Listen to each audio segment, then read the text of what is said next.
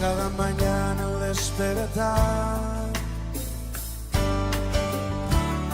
y por la noche al descansar.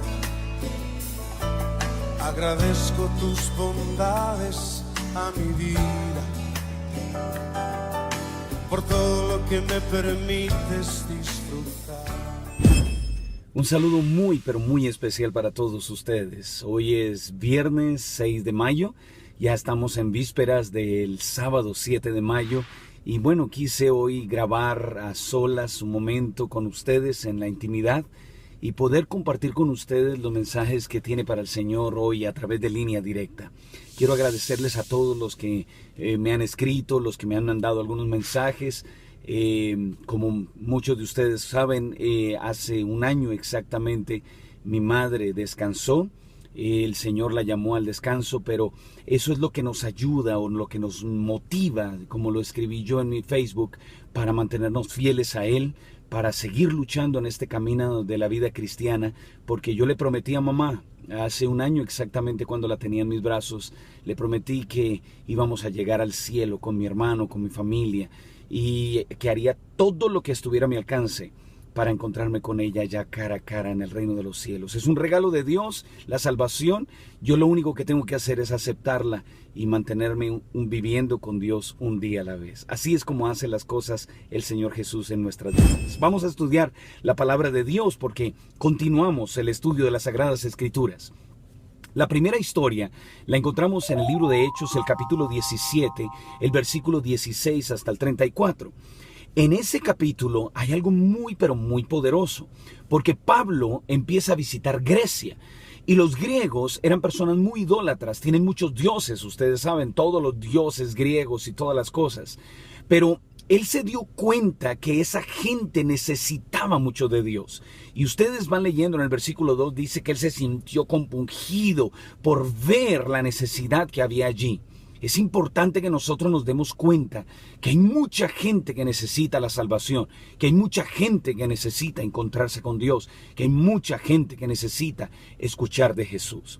Pero en el versículo 23, Él les habla y Él se refiere a una de las... Habían estatuas por todas partes de oro, habían monumentos en piedra, en barro, en madera. Y entonces Él les dice, yo necesito hablarles de un Dios especial. Ustedes tienen muchos dioses, pero hay uno que me llamó la atención. Dice el versículo 23, lo prueba el hecho de que mientras deambulaba por la ciudad contemplando los monumentos sagrados, he encontrado un altar con esta inscripción: al Dios desconocido, al Dios no conocido. Pues al que ustedes adoran sin conocerlo, a ese les vengo a anunciar. Saben que Pablo se dio cuenta que ellos tenían muchos dioses. El dios Zeus, la diosa Astartes, bueno, todos los dioses griegos que nosotros hemos escuchado y muchos más. Pero había un monumento, un altar a un Dios no conocido. Solo estaba el letrero que decía al Dios desconocido, al Dios no conocido. Y Pablo justamente le dice, de ese les quiero hablar. Del que no conocen pero ustedes adoran. De ese es el que les voy a hablar.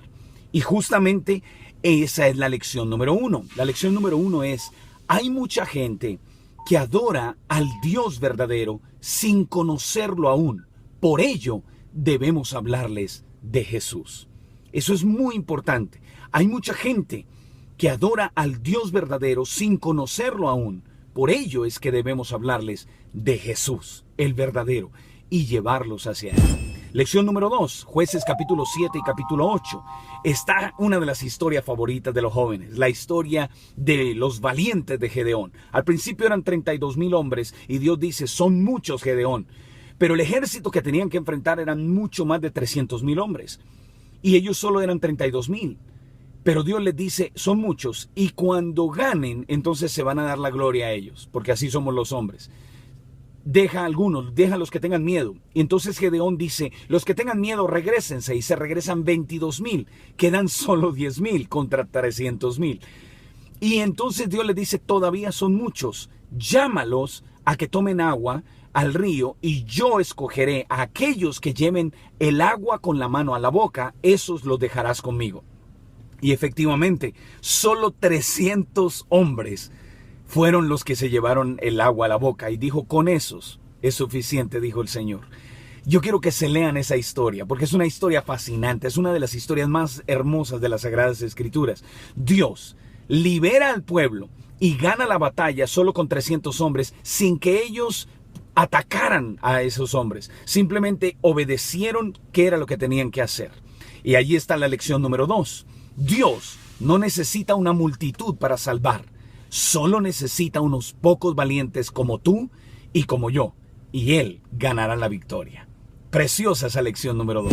Y lección número 3, Job capítulo 37. Voy a leer el versículo 21 porque fue el que llamó mi atención y el que tocó mi corazón. Dice, a veces no se puede ver el sol, oculto como está entre nubarrones, pero el viento se mueve y los disipa. Y así podremos volver a ver el sol. Entonces, lección número 3. A veces nuestros problemas no nos dejan ver que Dios está allí, pero Él enviará vientos de paz en tu vida para que lo puedas ver con claridad. A veces la tristeza, los problemas nos hacen sentir como si Dios no estuviera allí, como esas nubes que tapan el sol, pero Dios está allí, Dios te escucha, Dios entiende tu necesidad y Dios va a enviar un viento desde el norte o desde el sur para que limpie esos nubarrones y puedas ver la luz del sol. Es el sol de justicia que es Cristo Jesús. Esas son las 3 lecciones que tiene para nosotros hoy la palabra del Señor. Son lecciones poderosas, son lecciones que nos reafirman en este sábado 7 de mayo.